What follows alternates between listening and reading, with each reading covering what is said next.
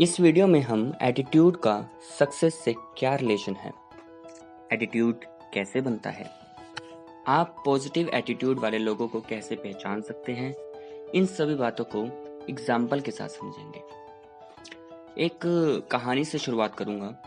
एक बार एक गुब्बारे वाला गुब्बारे बेचने गांव में आता है। उसके पास अलग अलग कलर के गुब्बारे होते हैं।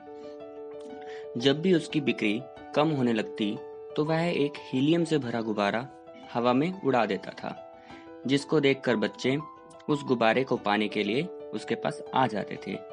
एक दिन एक बच्ची गुब्बारे को हवा में उड़ते देख गुब्बारे वाले के पास पहुंचती है और उससे पूछती है कि क्या ये काले रंग का गुब्बारा भी हवा में उड़ सकता है।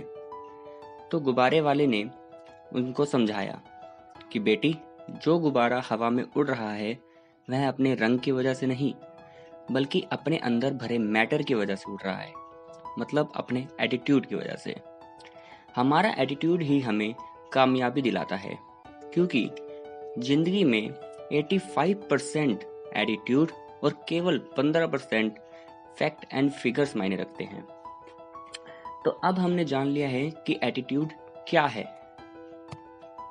क्या आपको कभी इस बात पर हैरानी हुई है कि कुछ लोग, ऑर्गेनाइजेशंस या दूसरी कंट्रीज किसी और के मुकाबले अधिक कामयाब क्यों हैं? इसमें कोई राज नहीं छिपा है। वह इसलिए कामयाब होते हैं कि वह दूसरों के मुकाबले अधिक असरदार ढंग से सोचते हैं और काम को करते हैं। वह अपनी सभी कीमती जायदाद यानी लोगों में निवेश करते हैं। तजर्बा बताता है कि किसी भी व्यापारी की सबसे कीमती पूंजी उससे जुड़े लोग ही होते हैं। अब हम इस वीडियो में देखेंगे कि वह कौन कौन से फैक्टर्स हैं जो आपके एटीट्यूड को डिटरमाइन करते हैं, आपके एटीट्यूड को बनाते हैं। उसके लिए पहले मैं आपसे कुछ सवाल पूछता हूँ। हम नजरिए के साथ ही जन्म लेते हैं या उसे बड़ा होने पर विकसित करते हैं? जरा सोचिए, हमारा नजरिया किन चीजों से बनता है? अगर माहौल की वजह से जिंदगी के बारे में आपका नजरिया नेगेटिव हो गया है तो क्या आप उसे बदल सकते हैं? अगर इन सभी बातों का आंसर है हाँ, हम उन्हें बदल सकते हैं। देखिए, दरअसल हमारे नजरिए का ज्यादातर हिस्सा हमारी जिंदगी की शुरुआती सालों में ही बन जाता है। यह सच है कि हम जन्म से ही कुछ क्वालिटीज के साथ पैदा होते हैं, अपने एक एटीट्यूड के साथ पैदा होते हैं, लेकिन बाद में जो हमारा एटीट्यूड बनता है उसे खास तौर पर ये 3 फैक्टर्स प्रभावित करते हैं या तय करते हैं। पहला, हमारा जो एक्सपीरियंस होता है। दूसरा, हम जो एजुकेशन लेते हैं।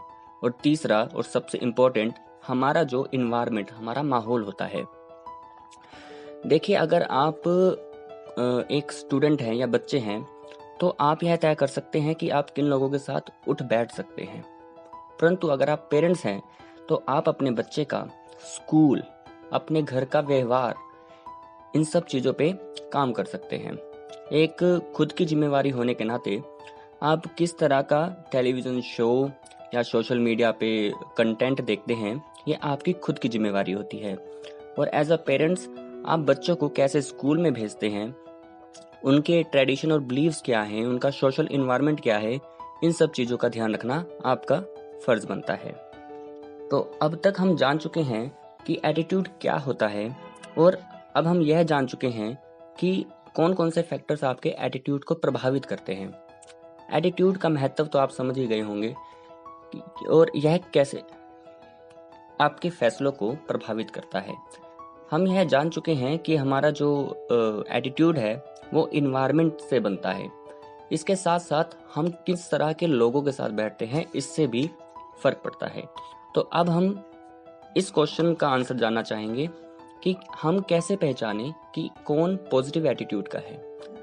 देखिए, पॉजिटिव एटीट्यूड वाले लोगों की जो पर्सनैलिटी है उसमें कुछ ऐसी क्वालिटीज होती हैं जिनकी वजह से हम उन्हें आसानी से पहचाना जा सकता है। ऐसे लोग दूसरों का ख्याल रखने वाले होते हैं, केयरिंग होते हैं, आत्मविश्वास से भरे होते हैं, धीरज वाले और विनम्र होते हैं।